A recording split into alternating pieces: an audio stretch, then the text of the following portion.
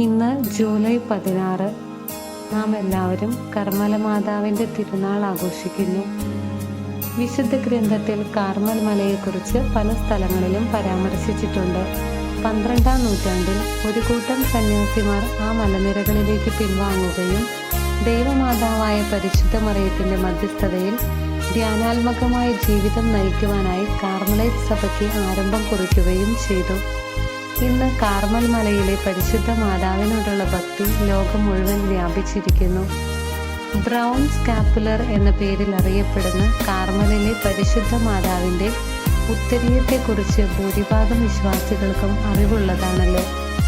കുരിശുയുദ്ധത്തിൽ പങ്കാളിയായിരുന്ന ബെർത്തോൾഡിൻ്റെ പ്രയത്നത്താൽ കാർമലമലയിൽ താമസിച്ചിരുന്ന ഒരു വിഭാഗം സന്യാസിമാർ 1150 കൂടി പാശ്ചാത്യ രീതിയിലുള്ള ഒരു സന്യാസ സഭയായി രൂപപ്പെട്ടു.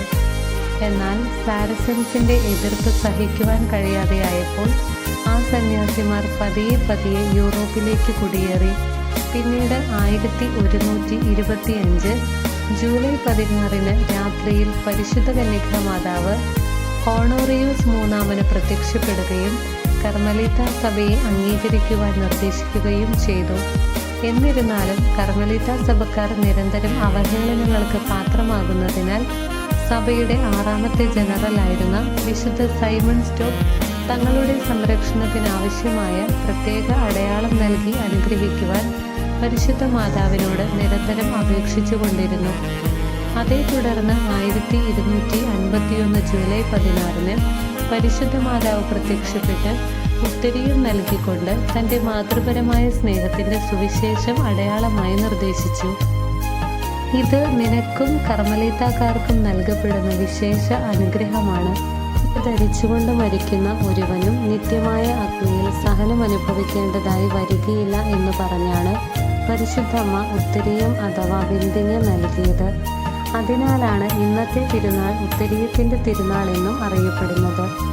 1332 കാർമലിലെ പരിശുദ്ധ മാതാവിൻ്റെ തിരുനാൾ കർമ്മലിത്ത സന്യാസിമാർക്കിടയിൽ സ്ഥാപിതമാവുകയും പിന്നീട് 1726 ബെനഡിക്ട് 13 ഈ തിരുനാളിനെ ആഗോള കത്തോലിക്ക സഭയുടെ തിരുനാളാക്കി മാറ്റുകയും ചെയ്തു. അനേകം സഭകളിൽ ഉത്തരീയം അവരുടെ സഭാവസ്ത്രത്തിൻ്റെ ഒരു ഭാഗമാണ്. എന്നാൽ കർമ്മലിത്ത സന്യാസിമാരെ സംബന്ധിച്ചിടത്തോളം അവരുടെ ഒരു വിശേഷ ലക്ഷണമാണ് ഉത്തരീയം. ഉത്തരീയം വഴിയുള്ള അനുഗ്രഹങ്ങൾ പങ്കുവെക്കുന്നതിനായി ഉത്തരീയത്തിൻ്റെ ഒരു ചെറിയ പതിപ്പ് അൽമായരായ ആളുകൾക്കും നൽകപ്പെട്ടു.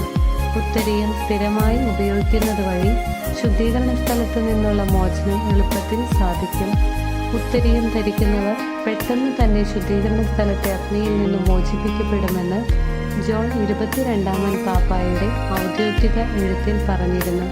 പാപ്പ പറഞ്ഞിരിക്കുന്ന ഈ കാര്യത്തിൽ 1908 ജൂലൈ 4 സവിശേഷ പുണ്യങ്ങളുടെ വിശുദ്ധ സമിതി സ്ഥിരീകരിക്കുകയും അതിനെക്കുറിച്ചുള്ള പ്രഖ്യാപനം നടത്തുകയും ചെയ്തിട്ടുണ്ട്.